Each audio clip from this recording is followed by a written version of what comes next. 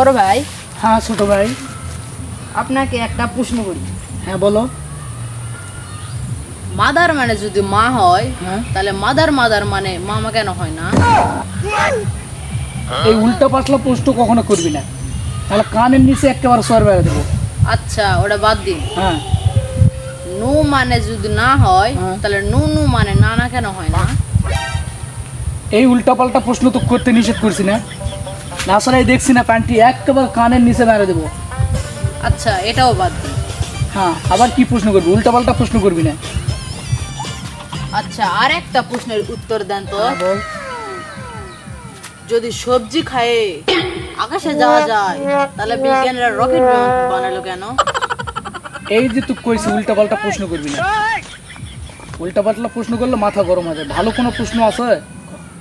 হয়, আচ্ছা, ভালো প্রশ্ন থাকলে সেটা করতে পারিস। আমি শুনেছি সিদ্ধি খেলে নাকি বুদ্ধি বাড়ে। তাহলে আমাদের পাড়ায় একটা পাগল রয়েছে, ও তো প্রত্যেক দিন সিদ্ধি খায়, তাহলে ওর বুদ্ধি বাড়ে না কেন? শোন, উল্টা পাল্টা প্রশ্ন করিস না, ভালো কোনো প্রশ্ন থাকলে বল, উত্তর দিব। আচ্ছা, আগে যে যে প্রশ্নগুলো করেছিলাম সেগুলাও বাদ।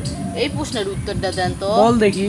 জন্মের আগে বাচ্চা মায়ের পেটে 10 মাস থাকে, তাহলে জন্মের 2 মাস পর 1 বছর হয় না কেন?